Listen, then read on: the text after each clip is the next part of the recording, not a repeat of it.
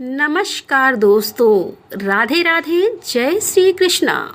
एक बार फिर से आप सभी का स्वागत करती हूँ अपने YouTube चैनल पर। दोस्तों, आइए आज सुनते हैं संतोषी माता की व्रत कथा। एक बार की बात है, एक गांव में एक बुढ़िया रहती थी जिसके 7 बेटे थे। 6 बेटे कमाने वाले थे और एक बेटा निकम्मा था। बूढ़िया माँ 6 पुत्रों का जूठा खाना अपने उस 7वें बेटे को देती थी। 7वां पुत्र एक दिन अपनी पत्नी से बोला, देखो मेरी माता मुझे कितना प्रेम करती है।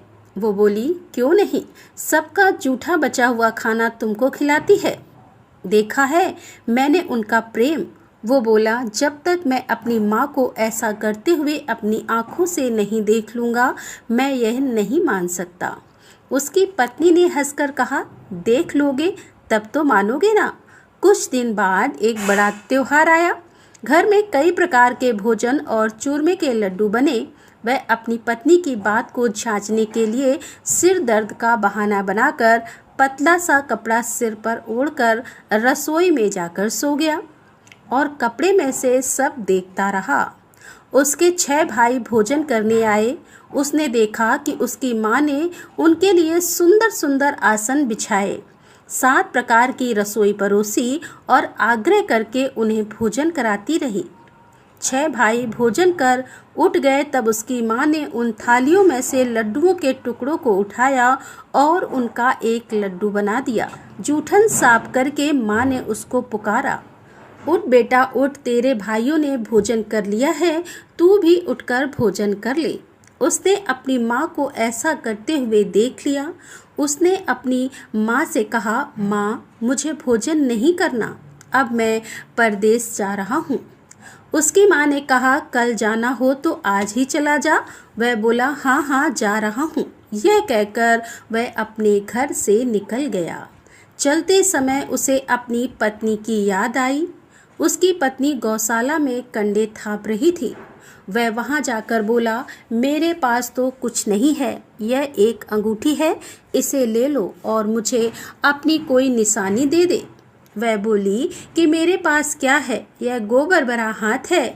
वह कहकर उसकी पत्नी ने उसकी पीठ पर गोबर के हाथ की थाप मार दी और वह फिर वहां से चल दिया। चलते चलते दूसरे देश में पहुंचा। वहां एक साहूकार की दुकान थी। वह वहां जाकर बोला, सेठ जी मुझे नौकरी पर रख लो। साहूकार को भी एक नौकर की सख्त जरूरत थी। साहूकार ने कहा, काम देखकर ही तुझे तनख्वाह मिलेगी। उसने कहा, सेठ जी जैसा आप ठीक समझे, और उसे साहूकार के यहाँ नौकरी मिल गई। वह वहाँ दिन रात काम करने लगा। कुछ दिनों में दुकान का लेन देन, हिसाब किताब, ग्राहकों को माल बेचना, सारा काम उसने संभाल लिया। साहूकार के 7-8 नौकर थे। वह सब यह देखकर चक्कर खाने लगे, लेकिन उसने अपनी लगन, परिश्रम और ईमानदारी से सभी को पीछे छोड़ दिया और उसे अपने किए का फल मिला। सेठ ने भी उसका काम देखा और 3 महीने में ही उसे मुनाफे में साझेदार बना लिया। परिश्रम करते करते 12 साल बीत गए और वह उस नगर का एक नामी सेठ बन गया और सेठ अपना सारा कारोबार उस पर छोड़कर वहां से बाहर चला गया।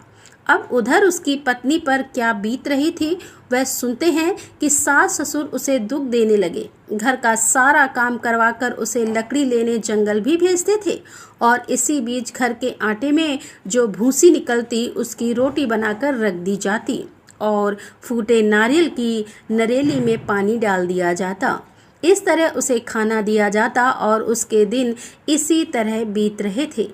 एक दिन जब वह जंगल में लकड़ी लेने जा रही थी तो उसे रास्ते में बहुत सी स्त्रियां संतोषी माता का व्रत करते हुए दिखाई दी।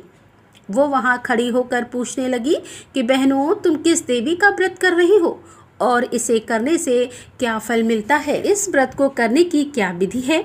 यदि तुम अपने इस व्रत का विधान मुझे समझा कर कहोगी तो मैं तुम्हारा बड़ा एहसान मानूंगी। उनमें से एक औरत ने कहा, सुनो, यह संतोषी माता का व्रत है। इसको करने से निर्धनता, दरिद्रता का नाश होता है, लक्ष्मी आती है और मन की चिंताएं दूर होती हैं। मन को प्रसन्नता और शांति मिलती है। निपटी को पुत्र मिलता है। अगर प्रीतम बाहर गया हो तो वह शीघ्र ही लौट आता है। कुंवारी कन्या को मनपसंद वर मिलता है। चलता हुआ मुकदमा खत्म हो जाता है। कलह कलेश खत्म हो जाते हैं और सुख और शांति होती है। घर में धन जमा हो जाता है और धन जायजा का लाभ होता है तथा और भी कुछ मन में कामना हो तो सब संतोषी माँ की कृपा से पूरी हो जाती है। इसमें कोई संदेह नहीं है। उसने पूछा कि यह व्रत कैसे किया जाता है, यह भी बताओ तो तुम्हारी बड़ी कृपा होगी। वो स्त्री कहने लगी कि बिना परेशानी, श्रद्धा और प्रेम से जितना भी हो सके प्रसाद लेना, 5 पैसे से 1.25 आने तथा इससे भी ज्यादा शक्ति और भक्ति के अनुसार गुड़ और चना लेना, हर शुक्रवार को निराहार रहकर कथा कहना और इसके बीच क्रम नहीं टूटे, लगातार नियम पालन करना। कथा सुनने वाला कोई ना मिले तो घर में घी का दीपक जलाकर उसके आगे जल का पात्र रखकर कथा को कहना या सुनना, परंतु नियम ना टूटे। जब तक कार्य सिद्ध ना हो नियम का पालन करना और कार्य सिद्ध हो जाने पर व्रत का उद्यापन करना। 3 महीने तक ऐसा करने पर माता पूरा फल प्रदान करती है। यदि किसी के ग्रह खोटे हों तो माता 1 वर्ष में अवश्य उन्हें भी सही कर देती है।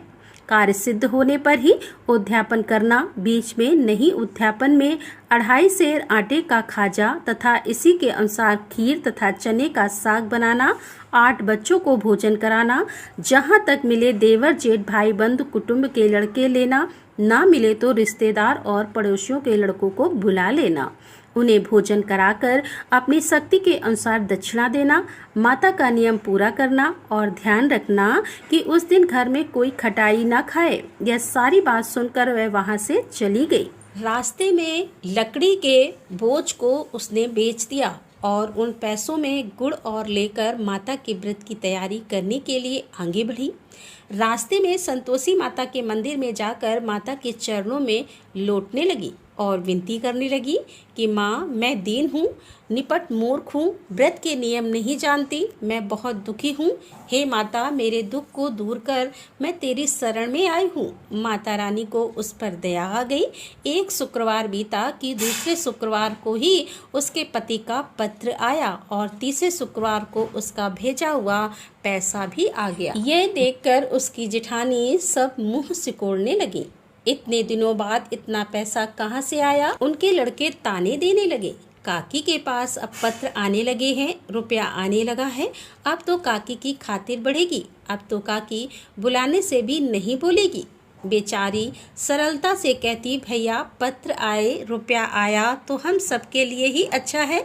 ऐसा कहकर आंखों में आंसू भरकर संतोषी माता के मंदिर में जाकर वो रोने लगी। माँ, मैंने तुमसे पैसा नहीं मांगा, मुझे पैसों का क्या काम, मुझे तो अपने सुहाग से काम है, मैं तो अपने स्वामी के दर्शन और सेवा मांगती हूँ। तब माता ने प्रसन्न होकर कहा कि जा बेटी, तेरा स्वामी जल्द ही आएगा। यह सुनकर वह खुशी से बावली होकर घर आकर काम करने लगी। संतोषी माँ विचार करने लगी कि इस भोली पुत्री से मैंने कह तो दिया कि तेरा पति शीघ्र आएगा, पर आएगा कहाँ से? वह तो इसे स्वप्न में भी याद नहीं करता, उसे इसकी याद दिलाने मुझे ही जाना पड़ेगा। तब संतोषी माता ने उस बुढ़िया के बेटे को स्वप्न में समझाया, पुत्र, तेरी घरवाली कष्ट उठा रही है। वो बोला, हाँ माता, यह मुझे मालूम है, परंतु अब मैं क्या करूं, वहां कैसे जाऊं? परदेश की बात है, लेन देन का सारा हिसाब किताब कोई नहीं, जाने का रास्ता नजर नहीं आता। आप ही कोई राह दिखाएं कि मैं वहां कैसे जाऊं। माँ ने कहा, सवेरे नहा धोकर मेरा नाम लेकर घी का दीपक जलाकर दंडवत कर और दुकान पर जा बैठना। देखते ही देखते तेरा सारा लेन देन चुक जाएगा, जमा हुआ माल भी बिक जाएगा और साँझ होते होते धन का ढेर लग जाएगा। वो अगले दिन सुबह जल्दी उठा। उसने अपने मित्र, बंधुओं और परिचितों को स्वप्न में माता के द्वारा कही गई बात सुनाई। वह सब उसकी बात सुनकर उसका मजाक उड़ाने लगे। वो कहने लगे कि कभी सपने भी सच होते हैं। एक बूढ़ा व्यक्ति बहुत समझदार था। वो बोला, देखो भाई, मेरी बात मानो, देवी ने जैसा कहा है वैसा ही करना, ऐसा करने में तेरा क्या जाता है। बूढ़े आदमी की बात मानकर वह नहा धोकर संतोषी माता को प्रणाम कर घी का दीपक जलाकर दुकान पर जा बैठा और शाम तक उसके यहाँ धन का ढेर लग गया और सारे लेन देन भी निपट गए।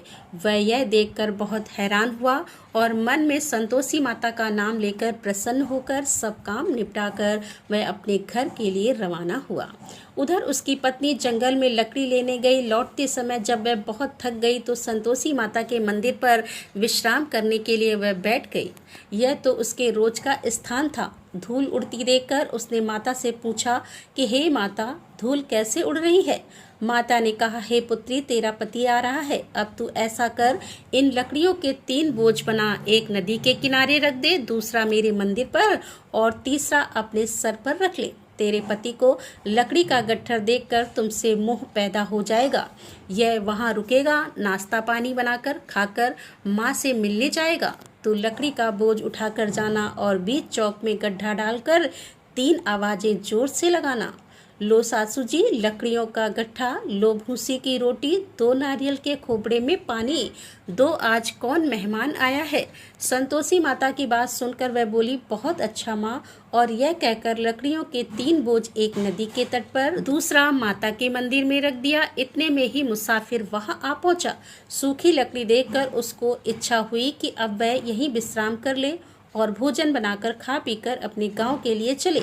इस प्रकार वह अपने गांव में आ गया। उसी समय बहू सिर पर लकड़ी का गट्ठा ले आई और उस गट्ठा को आंगन में डालकर जोर से 3 आवाजें दी। लो सासू जी, लकड़ी का गट्ठा लो, रोटी दो, नारियल के खोपड़े में पानी दो, आज कौन मेहमान आया है। यह सुनकर सास ने अपने दिए हुए कष्टों को भुलाने के लिए बहू से कहा, बहू तू ऐसा क्यों कहती है, तेरा मालिक ही तो आया है। बैठ, मीठा मट्ठा भात खाकर कपड़े गहने पहन ले। पत्नी की आवाज सुनकर उसका स्वामी बाहर आ गया। उसके हाथ में पहनी अंगूठी देखकर वह व्याकुल हो गया। उसने माँ से पूछा, माँ यह कौन है। उसकी माँ बोली, बेटा यह तेरी पत्नी है।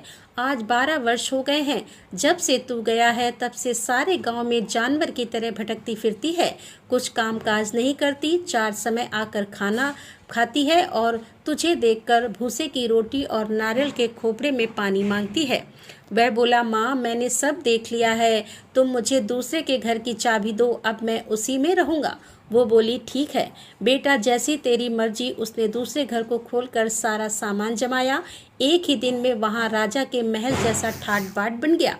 अब क्या था, वो सुख भोगने लगी। अगले शुक्रवार को उसने अपने पति से कहा कि मुझे संतोषी माता का उद्यापन करना है। पति बोला, बहुत अच्छा है, खुशी से कर लो। वो जेठ के लड़कों को भोजन के लिए कहने गई और उन्हें मंजूर कर लिया। परंतु जेठानी ने अपने बच्चों को सिखाया कि देखो रे, भोजन के समय सब लोग खटाई मांगना, जिससे उसका उद्यापन पूरा ना हो पाए। लड़के भोजन करने आए और खीर पेट भर के खाई, परंतु बाद में याद आते ही कहने लगे, हमें कुछ खटाई खाने को दो, खीर खाना हमें भाता नहीं। बोले, पैसे लाओ। भोली बहू कुछ नहीं जानती थी, उसने उन्हें पैसे दे दिए। लड़कों ने बाहर जाकर उन पैसों से इमली खरीदी और खाई। ये देखकर बहू पर माताजी ने कोप कर दिया। राजा के दूत उसके पति को पकड़ कर ले गए। बहू से यह सब सहन नहीं हुआ। वह संतोषी माता के मंदिर गई और कहने लगी कि माता, हंसाकर क्यों रुलाने लगी हो। माता बोली, पुत्री तूने मेरा व्रत भंग किया, इतनी जल्दी ही सारी बातें भुला दी। वो बोली, माता मैं भूली नहीं हूँ, मैंने कुछ अपराध नहीं किया है, मुझे तो लड़कों ने भूल में डाल दिया, मुझे क्षमा कर दो। वो बोली, अब मैं कोई भूल नहीं करूँगी, आप बताओ मेरे पति वापस कैसे आएंगे। तब माँ ने कहा, पुत्री जा, तेरा पति रास्ते में तुझे आता मिलेगा। वह मंदिर से निकलकर बाहर आई तो रास्ते में उसे अपना पति आता हुआ मिला। उसने पूछा कि तुम कहाँ गए थे। वो बोला, इतना जो धन कमाया है उसका कर राजा ने मांगा था, उसे ही भरने चला गया था। वह प्रसन्न होकर बोली, अच्छा हुआ, ठीक है, अब घर चलो। फिर अगला शुक्रवार आया। वह बोली, मुझे माता का उद्यापन फिर से करना है। पति ने कहा ठीक है कर लो। फिर वह जेठ के लड़कों के पास भोजन को कहने गई। जेठानी ने लड़कों को सिखा दिया कि तुम पहले की ही तरह इस बार भी खटाई मांगना। लड़के भोजन करने बैठे, लेकिन भोजन करने से पहले ही कहने लगे, हमें खीर पूरी नहीं भाती, इसे खाने से हमारा जी बिगड़ता है, कुछ खटाई खाने के लिए दो। वह बोली, खटाई तो तुम्हें खाने को नहीं मिलेगी, अगर यह खाना खाना है तो खाओ, नहीं तो जाओ। उनके चले जाने पर उसने ब्राह्मण के लड़कों को बुलाकर भोजन करवाया और दक्षिणा की जगह उन्हें एक एक फल दिया। इससे संतोषी माता बहुत प्रसन्न हो गई। माता की कृपा से 9 महीने के बाद उसको चंद्रमा के समान एक सुंदर पुत्र प्राप्त हुआ। पुत्र को लेकर वह प्रतिदिन संतोषी माता के मंदिर जाने लगी। माँ ने सोचा कि वह रोज आती है, क्यों ना आज मैं ही इसके घर चलूं, इसका आसरा देखूं तो सही कि यह कहाँ रहती है। यह विचार कर माता ने एक भयानक रूप बनाया। गुड़ और चने से सना हुआ मुंह, ऊपर से मोटे मोटे ओंठ जिन पर मक्खियां भिनभिना रही थी। जैसे ही माँ ने दहलीज पर पैर रखा, उन्हें देखते ही उसकी सास चिल्लाई, देखो रे, कोई चुड़ैल डाइन आ रही है, लड़कों इसे भगाओ, नहीं तो यह हम सबको खा जाएगी। बहू ने रोशनदान से देख लिया और वह वहीं से प्रसन्न हो उठी। आज मेरी माता मेरे घर आई हैं, यह कहकर वह खड़ी हुई और दूध पीते बच्चे को गोद से उतार दिया। इस पर उसकी सास क्रोध में भरकर बोली, अरे इसे देखकर कैसे उतावली हो रही है, जो बच्चे को भी पटक दिया। इतने में माता के प्रताप से जहाँ देखो वहाँ लड़के ही नजर आने लगे। वह बोली, माँ मैं जिनका व्रत करती हूँ यह वही संतोषी माता है। इतना कहकर उसने अपने घर के सारे किवाड़ खोल दिए। सबने माता के चरण पकड़ लिए और विनती करके कहने लगे कि हे माता, हम मूर्ख हैं, अज्ञानी हैं, तुम्हारे व्रत की विधि हम नहीं जानते, तुम्हारा व्रत भंग कर हमने बहुत बड़ा अपराध किया है। हे माता, आप हमारे अपराधों को क्षमा करो। इस प्रकार कहने पर संतोषी माता प्रसन्न हो गई। इसके बाद उसकी सास कहने लगी कि हे संतोषी माता, आपने बहू को जैसा फल दिया वैसा सबको देना। जो यह कथा सुने या पढ़े उसका सभी मनोरथ पूर्ण हो। जय संतोषी माता की। तो दोस्तों, यह थी संतोषी माता के व्रत की कथा। आपको यह कथा कैसी लगी कमेंट करके ज़रूर बताएं। साथ ही मेरे चैनल को सब्सक्राइब करना ना भूलें। राधे राधे, जय श्री कृष्णा, हर हर महादेव, जय भोलेनाथ की।